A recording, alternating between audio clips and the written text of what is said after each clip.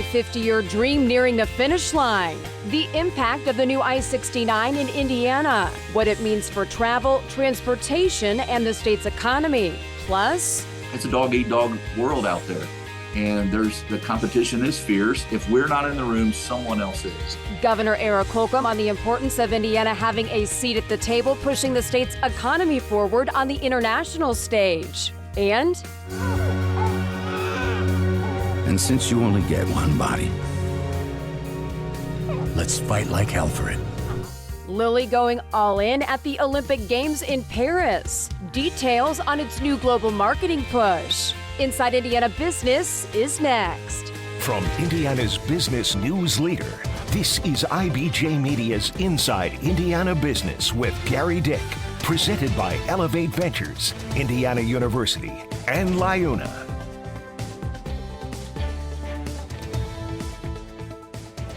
Hello and welcome to Inside Indiana Business. I'm Mary Rachel Redmond in for Gary Dick. Two big transportation stories unfolding in Indiana this week. We begin right here. A game changer for Indiana's economy. The construction of I-69 from Evansville to Indianapolis nearing the finish line. America's newest interstate has been 50 years in the making. Plans set in motion back in the 70s to build a highway linking the Pocket City to the Circle City. And now, after 16 years and more than 140 miles of detours, road closures, and orange cones, I-69 will soon be open for business, with construction wrapping up this month. The project not only dramatically cuts down on travel time, it's also going to fuel billions of dollars in economic impact. Interstate 69 is a huge game changer for Indianapolis. Not only does it finish what was started as an international trade route between Canada and Mexico, but it also will make possible an economic development corridor between Indianapolis and Bloomington. Estimates for potential growth along the new I-69 corridor, more than $4 billion over the next 20 years. Where interstates go, so does economic development. So does growth in incomes. So does more vibrant communities. So, especially being the Circle City, where we're known for transportation and infrastructure, the connection of one more interstate node to our circle, I-465, does nothing but fuel great energy in our economy here in Indianapolis, but also in the state. And I-69, much more than just bricks and mortar. It's also ripe to blossom into Indiana's newest innovation and tech corridor. What you're seeing along I-65, like in Lebanon, like in other parts of the drive between West Lafayette and Indianapolis, the type of development that you've seen in Boone County, that's going to sprout out along I-69. And that will, there'll be debate about where factories can go and what needs to happen to land use. But interstates are magnets for economic development. Interstates are magnets for corporate investment. Corporate investment means better jobs, lower unemployment, and it can help bring prosperity to our rural counties that are between Indianapolis and Bloomington, just like we see prosperity coming to the counties between West Lafayette and Indianapolis.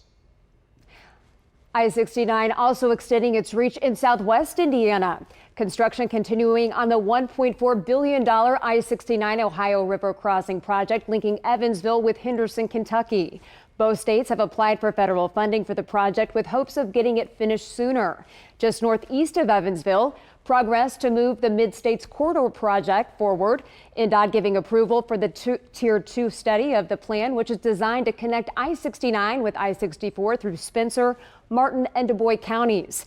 And in northern Indiana, the 155-mile stretch of US 30 between Fort Wayne and Valparaiso, the focus of potential redevelopment. Business leaders in the region pushing to upgrade US 30 to a freeway.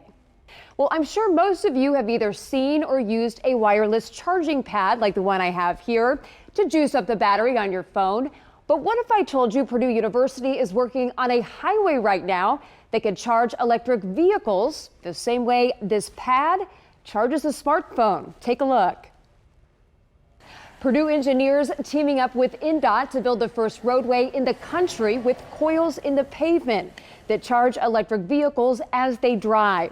Purdue researchers have designed a system with dedicated lanes that puts these coils underneath just plain concrete pavement, and from there it sends power to the underside of a vehicle. Construction is underway right now on a quarter-mile test bed on Highway 231 in West Lafayette, where teams of Purdue researchers are testing their patent-pending highway design.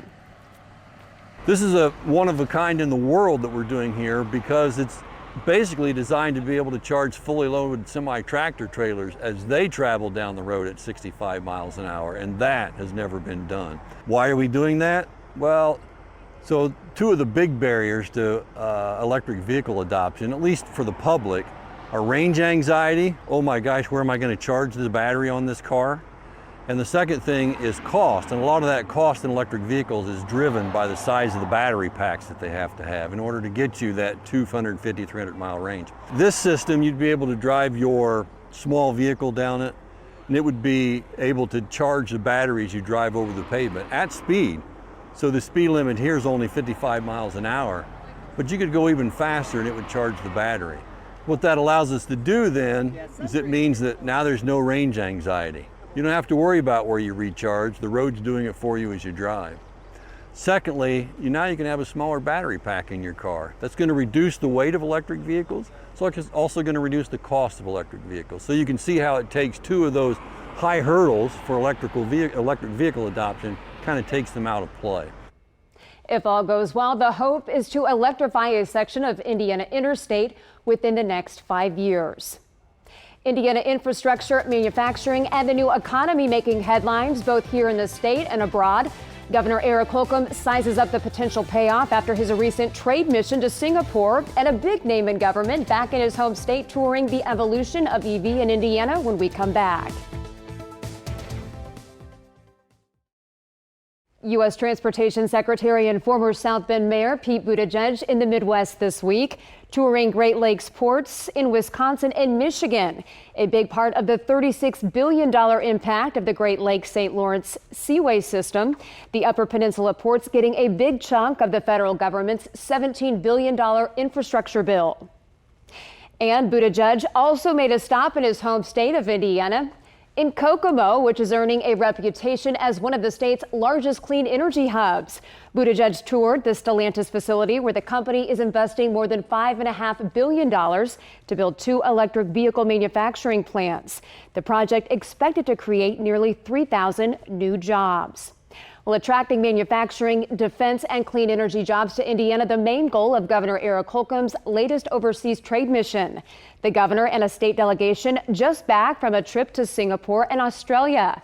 And he shared with us why doing business with Singapore is so important. The role that the semiconductor has in our destinies, literally, whether it's our health or our mobility or energy or fill in the blank,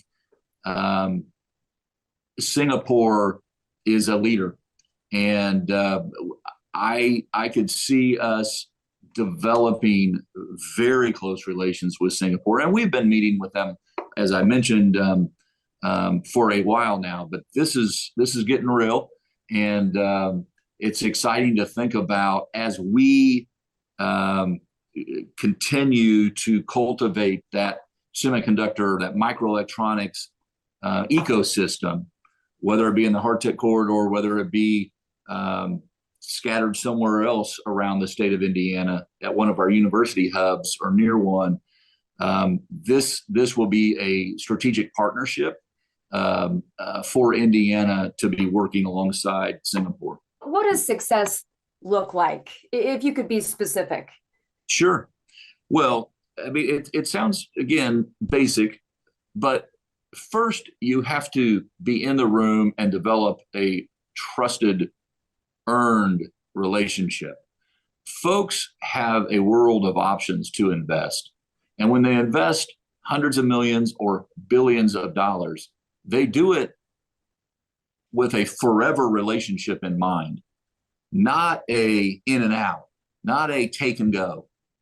These require a lot of capital to be deployed and more talent to coalesce around an endeavor like the deals that we're talking about. And so developing a relationship, whether it be when I go to Select USA in Washington, D.C. every year, we're having these conversations that lead on to these trips, or they to Indiana. So this isn't our first date. We're not out chasing low-wage jobs. We're out chasing high-demand, high-wage careers that are going to potentially improve quality of lives and make the world turn. The governor says a few more overseas trade trips are in the cards before he leaves office before the end of the year. Well, still ahead, Indiana's annual signature celebration. The Indiana State Fair, the annual salute to Hoosier ag and farming, food and culture, plus the Wabash Valley connection to the way you see the state fair.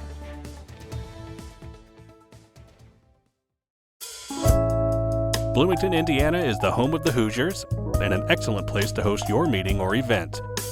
Our welcoming college town atmosphere, along with an acclaimed culinary scene and fun nightlife, make Bloomington an ideal group destination. More information at visitbloomington.com.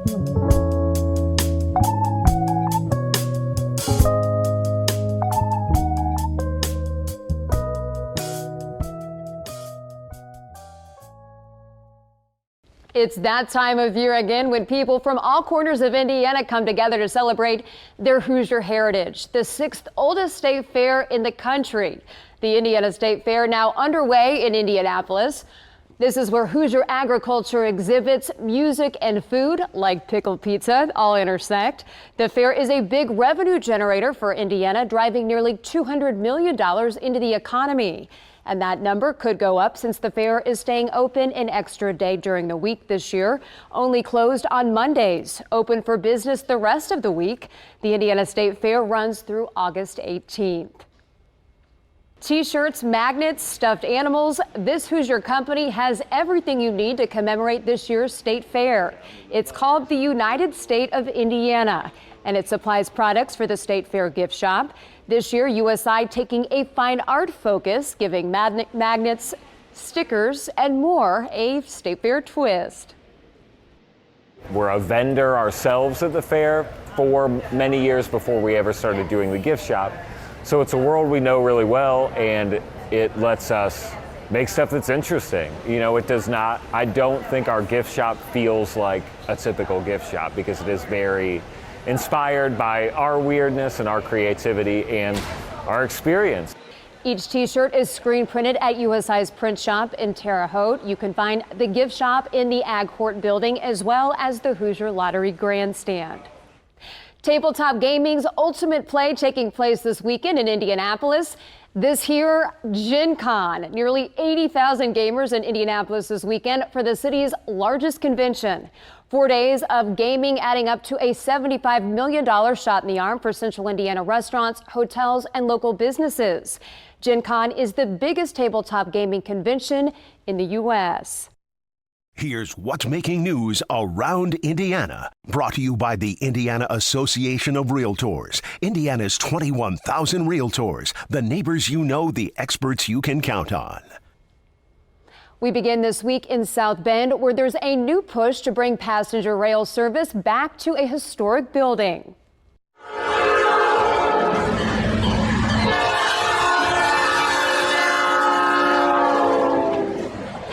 The city of South Bend planning to buy Union Station, which has been privately held for more than 40 years. City leaders in talks with Amtrak about moving its current station, located about 6 miles west of Union Station, back to the historic building. Union Station dates back nearly 100 years, with Amtrak stopped passenger service there in the 70s. The Indiana Pacers are receiving national recognition. The NBA giving the team the Changemaker of the Year award for their partnership with Fishers-based Spoke Note. Spoke Note put the NBA's first scannable code patch on a jersey. The NBA says that code set a new standard for innovation in sports. New hope for a piece of Hoosier history in southwest Indiana. The new Harmony Bridge in Posey County getting a $150,000 federal grant to move a step closer to restoring the structure. which has been closed for 14 years due to lack of funding for inspections and repairs. The New Harmony Bridge links New Harmony, Indiana over the Wabash to eastern Illinois.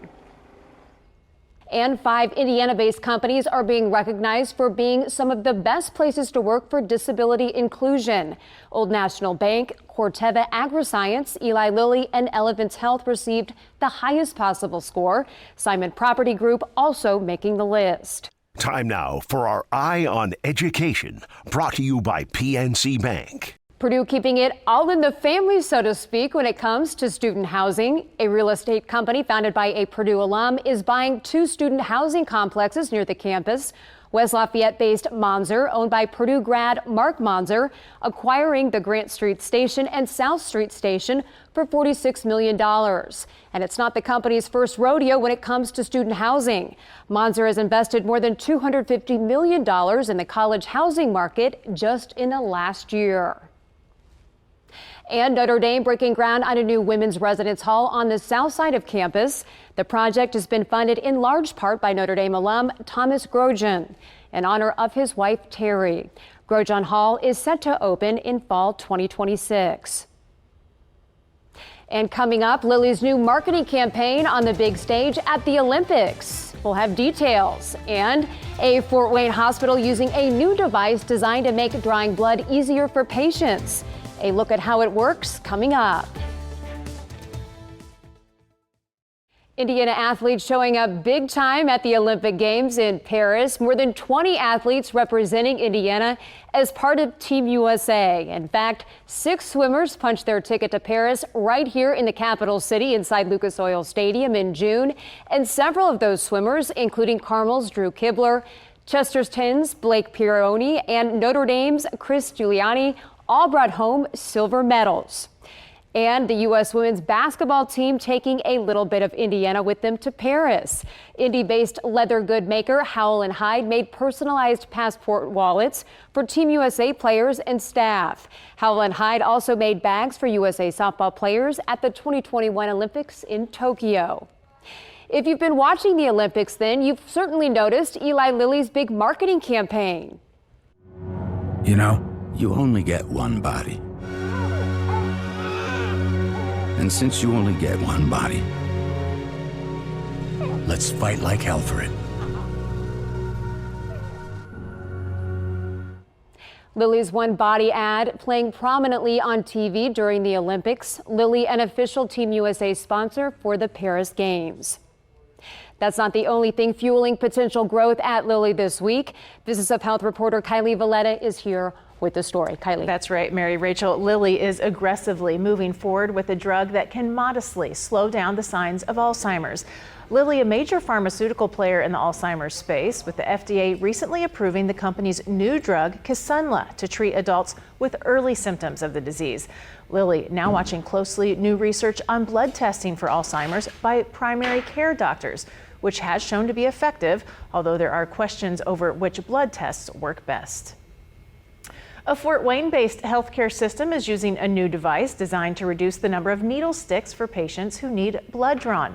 Parkview Health is the first in the state to use the PIVO device. It allows nurses to draw blood from a patient's IV at the patient's bedside. Nurses say using PIVO is more efficient and easier on patients. I work in the OR all the time, and there are emergent cases where we need lab right now, and they're not OR ready. So having a nurse being able to draw those labs right now, we can get them sent to lab, decreasing any delays, and then also it can improve our patient outcomes. Parkview is using the device in 2 of its facilities right now for patients who are pregnant or postpartum. They hope to expand its use to pediatric patients next. That's great news. You know, going back to the Alzheimer's drug, there's really not much out there. So how big is this new drug potentially? This is really big progress. Last year, the first drug came on the market. That was Leqembi. That's made by Biogen. This is the second Alzheimer's drug on the market. Now, they both work the same way. They both attack that amyloid plaque in the brain, which is the hallmark sign of Alzheimer's. But what's different about Kisunla, this Lilly drug, is that after 18 months, 70% of the patients in the study were able to stop taking the drug because they were showing such good progress. progress. So that's wonderful news for patients. It's also realistically, that's great for costs because these drugs are expensive. Yes, great progress, great news. Thank you, That's right. Kylie. Well, it's a military badge of honor guarding the tomb of the unknown soldier in the nation's capital. Indiana's Bill Hanna is one of the select few who have.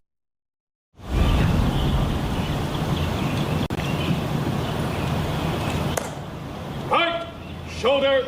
You spend about 9 months in training there to receive your Tomb Guard identification badge, which is now, I think, the least given out award in the U.S. Army. My number is 441. I think there's about 770, somewhere maybe a little bit more than that right now, that have ever been there. Pose. It's high pressure. The uniform standards there exceed any unit in the military anywhere. It's always been about service for Bill Hanna, his military duties playing a big role to him becoming a leader in transforming the economy in Northwest Indiana. Bill Hanna, our guest on the latest edition of the Business and Beyond podcast presented by PNC. You can check it out at InsideIndianaBusiness.com. Well, that's all we have time for this edition of Inside Indiana Business. We leave you this week on a couple of IBJ media notes. First, IBJ's annual commercial real estate power breakfast coming up later in August. It's a discussion about Central Indiana's continued growth and what it will take to continue to attract new businesses to Indiana. RSVP by August 20th at ibj.com/events.